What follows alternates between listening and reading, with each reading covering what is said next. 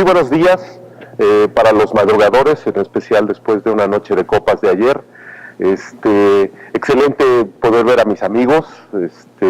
No me puedo quedar quieta, así que me voy a estar moviendo. De verdad, muchísimas gracias, Colombia, otra vez por recibirme. Me tengo que quejar, te faltó decirme que es mi segunda patria. No, no te creas. Muchísimas gracias por la presentación. De verdad agradezco en especial a Ernesto, a Carlos Beltrán, a Otto, a Carlos Álvarez la invitación, y voy a tratar de dejarles algunos mensajes en este día en relación a esto. Ernesto generalmente me pone preguntas interesantes y retadoras, ¿sí? Y mi primera charla, porque me tendrán que oír 2 veces en este simposio, habla de resistencia transmitida en Latinoamérica. Y la pregunta que me hace específicamente es, ¿nos cambia las guías? ¿Sí? Esa es la pregunta básica. Y entonces vamos a tratar estos son algunos de mis conflictos de intereses.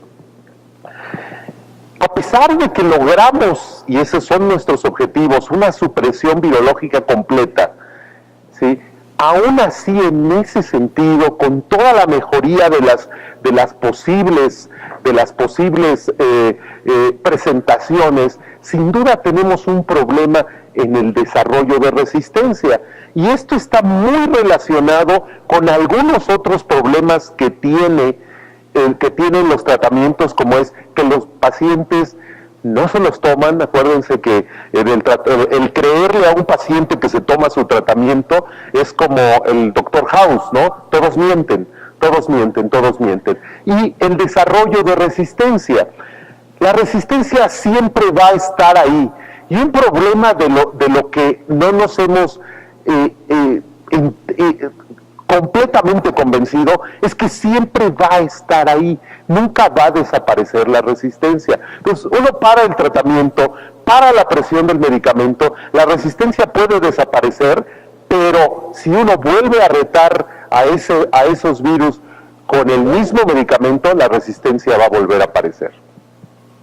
¿Y por qué se genera mucha resistencia y a veces mucha más resistencia en nuestras regiones? Porque no monitoreamos bien, porque el paciente no viene, porque hay tiempos en los que no tenemos pruebas de monitoreo, ¿sí? Porque tenemos tal vez todos los medicamentos, pero utilizamos un repertorio corto, porque a veces no se utilizan combinaciones adecuadas, y desde luego esta pobre adherencia con la que siempre estamos luchando y que no nos permite proliferar. ¿Qué es resistencia primaria? ¿Sí? Y ojo, todo mundo a la resistencia transmitida le gusta llamarle resistencia primaria. No, la resistencia primaria es toda resistencia o toda cambio genético que se asocia a resistencia, que aparece antes del tratamiento. ¿Sí? Esto puede aparecer espontáneamente, y a eso es a lo que se le llama primordialmente resistencia primaria. Ahora, si alguien recibe un virus resistente, a eso le llamamos transmisión de cepas resistentes. Son intercambiables, pero preferimos utilizar resistencia transmitida. Y aquí el concepto más importante: no todos los eventos de resistencia transmitida son iguales. Y eso es muy importante porque los juzgamos iguales. A ver, alguien puede recibir un solo virus, uno solo, ¿sí? Y ese ser su mundo, ¿sí? Como quien ha tenido una sola esposa, y ese es su mundo. Y quien tiene 2 es el mismo infierno con diferente diablo. Pero perdón, no dije nada. Igual para ellas, igual para ellas, o sea, ni crean que es diferente. Aquí el problema es que si tenemos la transmisión de un virus que es K103N, siempre va a ser K103N, porque ese es el virus salvaje para ese paciente. Ese paciente no conoció la estructura no K103N de ese virus. Entonces, ¿qué es lo que va a pasar? 70% de los individuos tienen un solo virus fundador, o sea, un solo virus con el que se transmitieron, con el que se infectaron, perdón, y ese se va a quedar siempre. Si yo le hago el genotipo a los 2 meses de transmitido, está ahí. Si se lo hago a los 2 años, está ahí. Si se lo hago a los 10 años, ahí está. Es el virus que conoce. A diferencia de el 30% de los individuos que reciben, ¿sí?, más de un virus fundador. Y entonces, ¿qué va a tener? Si ellos tienen un virus salvaje y un virus con K103N, eventualmente, si dejamos pasar mucho tiempo, los virus con K103N se van a esconder. Se van a esconder y entonces no los vamos a ver. Cuidado con eso, porque entonces lo que pasa es que podemos estar subvaluando, y subvaluamos en general, la resistencia transmitida. Los ricos, como algunos que veo aquí sentados enfrente de mí, perdónenme, los ricos amigos de sentimiento, les hacen genotipo a todos los pacientes a nivel basal. Bueno, pues qué rico, porque con eso podemos decidir, pero pues la verdad es que las reglas de la decisión tampoco nos las han establecido, ¿eh? Y claro, desafortunadamente los países que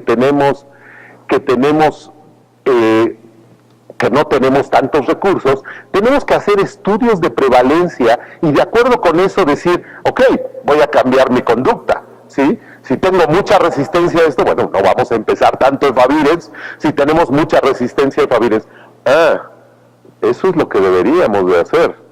No es necesariamente lo que estamos haciendo. Entonces, hay muchas preguntas en resistencia transmitida. ¿La estamos midiendo adecuadamente? ¿Cuál es la contribución de métodos nuevos?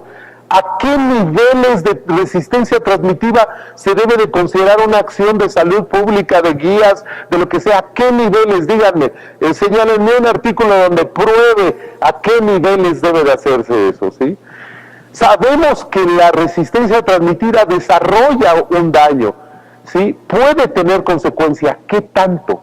¿A qué niveles otra vez? ¿Qué soluciones puede tener? Ok, pues es la más fácil. Somos seres humanos. La solución es más fácil. Por eso la pregunta de la presentación es sencilla, ¿no? A ver, si tengo mucha resistencia transmitida, no importa cuánta. Si tengo mucha, cambien la opción de tratamiento, ¿no? No, ya mejor váyanse a... De una vez, ¿qué traemos? Bueno, ya vamos a dar Ivalizumab a todos, ¿no? A ver, desafortunadamente no funciona así. Una parte interesante que quería presentarles es qué genera en la carga viral la transmisión de cepas resistentes. Y ven qué interesante. La única mutación que genera, siendo transmitida, que genera menos carga viral es M184B. Es la única. Y solo que haya 2 clases, o sea, mutaciones de resistencia a 2 clases, hay un efecto significativo en la carga viral, a pesar de que todos conocemos que las cepas resistentes se replican menos. A pesar de eso, el efecto es muy poco. Lo que sí es claro es que si hay resistencia transmitida, la respuesta va a ser mucho peor, ¿sí? Perdón que los colores se hayan mezclado. Si hay resistencia, la respuesta es solo 9%. Si no hay resistencia, la respuesta es 84%, y en este caso es a los no nucleócidos. ¿Qué más? En este análisis de Eurocord es muy interesante, porque pone 3 categorías y nos da realmente un poco de lo que tenemos que tomar en cuenta en números en relación a cómo está distribuido el problema de resistencia. El 90% de las personas que van a iniciar tratamiento no tienen ninguna huella de resistencia, no van a tener problema con tener resistencia. El 4.5% tiene resistencia, pero de acuerdo con nuestras bases de datos no es importante clínicamente. Y solo el 4.6% tiene resistencia que clínicamente puede ser significativa, y esto lo demuestra la figura que ustedes ven, en donde todas las partes rojas que corresponden a este grupo que sí tiene una resistencia clínicamente significativa, con 3, 4, 5 de Stanford, o sea, resistencia baja, resistencia intermedia o resistencia alta. Esos son los que no responden adecuadamente. Mientras que hay algunos que tienen cepas resistentes, con criterios de resistencia por ohms, que no pasa absolutamente nada, ¿sí? Y ahí ven en este cuadro cuál es la frecuencia de esta resistencia transmitida en diversas regiones del mundo. Y como pueden ver, pues ya estamos metidos en la competencia, como esperemos que todos nuestros equipos de fútbol estén en la competencia por la Copa, ¿verdad? Pero estamos ahí metidos, hay reportes de hasta 10%, y entonces vienen las preguntas, ¿no? Realmente tenemos que cambiar las guías, pero primero tenemos que ver la metodología que hacemos. Y cuando vemos la metodología que hacemos, ya nos enfrentamos a problemas, ¿no? Muchas muestras de lo que nos dicen no son representativas, ya no digan de su país, no son representativas ni de su ciudad, ¿sí? Son pequeñas muestras, son pacientes que llevan mucho tiempo en infección y que si fueron esos 30% que tenían más de un virus fundador, ya no van a tener resistencia para nuestra vista, pero sí la tienen archivada. Cada quien utiliza el algoritmo que se le da la gana para interpretar, ¿sí? El que se le da la gana, y no ha tenido efecto en las guías regionales. Entonces, ¿realmente estamos tomando en cuenta la resistencia transmitida o solamente es un término muy lindo que oímos y realmente no lo tomamos en cuenta? Puse aquí tres revisiones que hablan un poco de la resistencia en la región. Y como vemos en este estudio de Latinoamérica, vean aquí, comparan, es básicamente 6.3% para cualquier clase. Vean qué interesante, esto está hecho recopilado en el 2012, y aún en forma global, la resistencia transmitida más importante es a los nucleócidos, no a los no nucleócidos. Sí. En otra revisión excelente de aquí el doctor Sussman, vemos cómo hay algunos países que están en el rango de 5 a 15%, que ya lo consideraríamos de alguna forma peligroso, alto, o como ustedes lo quieran ver. Y ven cómo hay varios sitios, ¿sí? Algunos, insisto, no necesariamente representativos de todo el país, pero sí al menos en algunas regiones del país, ¿sí? En este otro estudio en donde se conjuntan también varias regiones, vean cómo, y aquí una de las partes importantes es que el número de pacientes que tenían una infección reciente en realidad eran muy poquitos, y esto nos lleva a que cualquiera de las frecuencias que vean le pueden aumentar por ahí un 5%. O sea que estaríamos todavía 5% más arriba, y aquí tienen básicamente a todo lo que es resistente. Insisto, nuestra región, nuestro continente, nuestra parte latina, abajo del muro de Trump, es estrictamente nucleosídica todavía. Y hay una pregunta que se hace muy claramente el doctor Ricardo Díaz de Brasil es: estamos muy contentos porque estamos dando mucho dolutegravir en Brasil, ¿sí? Y no tenemos resistencia basada a los inhibidores de integrasa. ¿Y no nos afectará la resistencia a los nucleócidos? Y esa es una pregunta que se contestarán desafortunadamente con el tiempo. Las mutaciones más frecuentes, K103N, 181 o 190, todos de la parte de los no nucleócidos.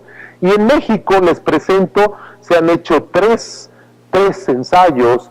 Básicamente lo que nos dice, el primero tuvimos una prevalencia de 10.2%, el segundo un poco después de 6.8%, insisto, predominando los nucleócidos, y en el tercero, en 2015, ¿sí?, es cuando empiezan ya a predominar los no nucleócidos. Aquí nada más algunas cosas que me parece muy importante.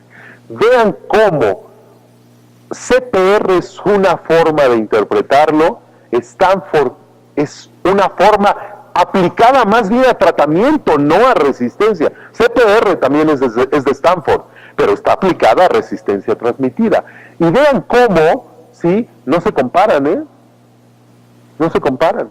Y claro, hay más resistencia si utilizan estas técnicas en general de poblaciones minoritarias. Pero si no sabemos resolver el problema con un genotipo que nos da más de 18%, a ver, díganme, ¿quién sabe cómo resolverlo cuando nos dice que la frecuencia de las variantes es del 1% o del 5%? Y esto es lo que intentó hacer aquí Santiago Ávila, ¿sí? Primero vean cómo, si ustedes toman a no nucleócidos, de acuerdo al criterio que utilicen, puede ser de 6.4 o puede ser hasta el 10.6%. Cuidado con eso porque, insisto, los criterios pueden malorientarnos. Pero lo que trató de hacer, y me voy a saltar, aquí, esta es la buena. ¿Cuál es la respuesta? Conste que el estudio no está diseñado para esto, pero la pregunta aquí es, ¿cuál es la respuesta clínica de indetectabilidad con menos de 50 copias si tenemos resistencia? Y vean, mientras la respuesta clínica sin ninguna resistencia era 75%, la respuesta con resistencia era del 40%, utilizando el score de Stanford. Eso quiere decir que aún con resistencia a los no nucleócidos, el 40% responde. Lo cual nos quiere decir que entonces no sabemos de resistencia a muchas cosas, como siempre nos hemos enterado al final de cuentas. Perdón, no voy a saltar esta. Y en esta diapositiva, lo que hizo Santiago en el Instituto de Enfermedades Respiratorias fue comparar qué frecuencia de mutaciones nos generaba, nos podía predecir que hubiera mala respuesta, y lo que dice es que todo lo que está por arriba de 5%, es decir, los que están por abajo de 5, tal vez no respondan, no sean muy indicativas, las mutaciones que están por abajo del 5%, tal vez no sean tan representativas para indicar que va a fallar. Ya tenemos problemas. Entonces, cada individuo tiene diferentes frecuencias de mutaciones, cada individuo tiene diferentes tasas de respuesta, y por lo tanto, tal vez no podemos hacer una conclusión generalizada. ¿Sí? Entonces, perdón que haya quedado en inglés, ha cambiado esto, fíjense, nos dicen 10.6%, ¿ha cambiado esto realmente las guías en México? No. Efavirenz sigue siendo la primera elección. No tenemos dinero, y no está indicado por las guías, para hacer pruebas de resistencia a todas las personas que empiezan, ¿sí? Solo se harán programas de vigilancia, ¿sí? Y aquí, esto decía aquí, si el costo de los inhibidores de integrasa disminuye, entonces tal vez cambiemos nuestra política. ¿Y saben qué? Parece que no. ¿Por qué? Porque cuando finalmente logramos que el costo de los inhibidores de integrasa baje, aparecen, estoy hablándoles de mi país porque esto está ocurriendo ahorita, aparecen los genéricos de Efavirenz, los genéricos de Atripla, y entonces ya se amoló otra vez la cosa, porque ¿qué les parece? En el año 2018 y 2019 seguiremos utilizando Efavirenz. ¿Sí? Y la pregunta, y esta diapositiva se la quité a Silvia Bertagnolio de la OMS. La OMS dice, si ustedes tienen más del 5%, deben hacer cambios. Si ustedes tienen más del 5% de resistencia transmitida, deben hacer cambios en sus guías y deben de seguir qué es lo que está pasando, por qué hay tanta resistencia transmitida. Bueno, a ver, ¿por qué sigue habiendo tantos casos nuevos en nuestros países? ¿Por qué? Porque la gente no toma conciencia. Hace 3 días en mi consulta estaba viendo una infección primaria con, les juro que no se los estoy inventando, 34.5 millones de copias por mililitro. ¿Sí? Y claro, él, como no se había enterado, pues siguió teniendo relaciones sexuales. Imagínense la transmisibilidad de un individuo a ese rango de copias. Los Early Warning Indicators, los indicadores de peligro, pues nos ha tratado de vender un poco la OMS, que podemos ver, es lo que hacemos todos los días, pero realmente, ¿qué tan buenos somos en la adherencia? ¿Qué tan buenos somos en ver los problemas psicológicos que tienen nuestros pacientes que afectan la toma de medicamentos? ¿Cuántos nos dedicamos a ver las interacciones medicamentosas? La verdad es que no somos tan detallados. Y una cosa que nos debe de hacer reflexionar un poco de lo que está pasando en la resistencia transmitida en nuestra región, en nuestros países, es qué está pasando en los países desarrollados. Y en los países desarrollados que están logrando un acceso al tratamiento mucho más amplio, lo que ustedes van a ver es que la resistencia transmitida se está aplanando. ¿Lograremos eso en nuestros países? No lo sé, pero se está aplanando la resistencia en esta corte, por ejemplo, de los Estados Unidos, ¿sí? Nos quedan muchas preguntas de resistencia transmitida. Por ejemplo, en paz descanse y recordémoslo con cariño, el doctor Mark Weinberg de Canadá fue el que más nos enseñó de resistencia, y él claramente en todos sus estudios de personas recientemente infectadas no encontraba M184V. No la encontraba. ¿Sí? No la encontraba.